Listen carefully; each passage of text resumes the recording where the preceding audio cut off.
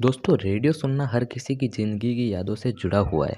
किसी ने बचपन में ट्रांजिस्टर पर विविध भारती सुना, किसी ने कॉलेज जाते वक्त एफएम रेनबो पर गाने सुने और किसी ने गाड़ी में आरजे के मज़ेदार शो एंजॉय किए। लेकिन क्या आप जानते हैं कि इंडिया में एफएम ब्रॉडकास्टिंग की शुरुआत कैसे हुई थी और कैसे एक दौर आया जब विविध भारती और एफएम दोनों ही लोगों के दिलों की धड़कन बने। आज हम उसी सुनहरे सफ़र की कहानी जानेंगे। एएम से लेकर एफएम तक, विविध भारती से लेकर रेडियो मिर्ची तक। सबसे पहले बात करते हैं दुनिया की। एफएम यानी फ्रीक्वेंसी मॉड्यूलेशन। इसका इन्वेंशन 1930 के दशक में एडविन आर्मस्ट्रॉन्ग ने किया था। उस समय एएम चलता था, लेकिन एएम सिग्नल्स में नॉइज़ बहुत होती थी। आर्मस्ट्रॉन्ग ने नया तरीका निकाला, फ्रीक्वेंसी पर मॉड्यूलेशन, जिससे आवाज़ साफ और इंटरफ्रेंस कम हुआ। यहीं से एफएम रेडियो का जन्म हुआ। अमेरिका और यूरोप में 1940 और 50 के दशक से ही एफएम पॉपुलर होने लगा। भारत में एफएम की कहानी शुरू हुई 1977 में, जब मद्रास में एयर ने एफएम का पहला एक्सपेरिमेंटल ट्रांसमिशन किया। लेकिन उस समय चैलेंज था, लोगों के पास एफएम सेट्स बहुत कम होते थे। ज़्यादातर लोग शॉर्ट वेव और मीडियम वेव पर प्रोग्राम सुनते थे और उस वक्त विविध भारती हर घर की जान थी। विविध भारती 1957 में शुरू हुई थी और दशकों तक लोगों के इमोशन से जुड़ी रही। सुबह सुबह बोले बिसरे गीत, दोपहर में ड्रामास और शाम को फिल्मी सॉन्ग्स। लोग कहते थे कि विविध भारती सिर्फ रेडियो चैनल नहीं, एक फीलिंग है। 1977 से 1990 तक एफएम बस एक्सपेरिमेंट रहा, लेकिन दिलों में असली राजा विविध भारती ही थी।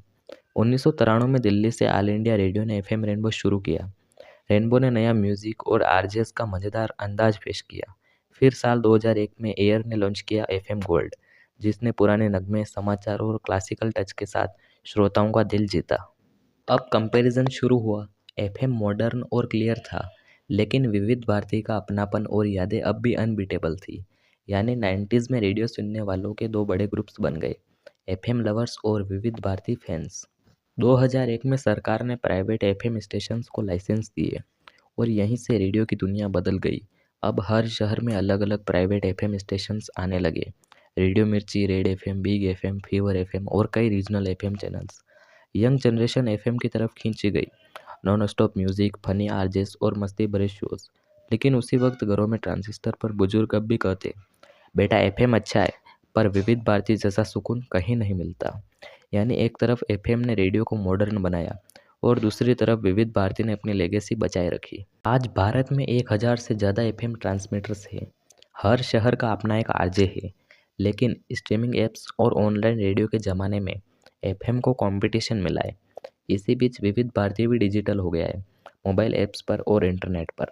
सरकार डीआरएम और डीएबी जैसी नई टेक्नोलॉजीज टेस्ट कर रही है। भविष्य में एफएम डिजिटल रूप में भी आ सकता है। लेकिन सच यही है, एफएम और विविध भारती दोनों ने रेडियो को जिंदा रखा और आज भी हमारे इमोशन से जुड़े हुए हैं। दोस्तों, रेडियो का ये सफ़र यादगार है। विविध भारती ने हमें वो क्लासिकल एरा दिया, मधुर सॉन्ग्स, ड्रामास और अपनापन। एफएम ने हमें दिया क्लियर साउंड, एंटरटेनिंग आरजेस और मॉडर्न शोज। किसी ने ट्रांजिस्टर पर विविध भारती सुना, किसी ने ऑटो रिक्शा में एफएम मिर्ची एंजॉय किया, लेकिन आखिरकार दोनों ने हमें एक ही चीज़ दी, खुशियाँ और यादें। दोस्तों, रेडियो का सफ़र कभी ख़त्म नहीं होता, बस फ्रीक्वेंसी बदलती है, लेकिन दिल से जुड़ी आवाज़ वही रहती है। अगर आपको ये वीडियो पसंद आई हो तो लाइक और सब्सक्राइब करना ना भूलें। मिलते हैं अगले वीडियो में, तब तक के लिए धन्यवाद।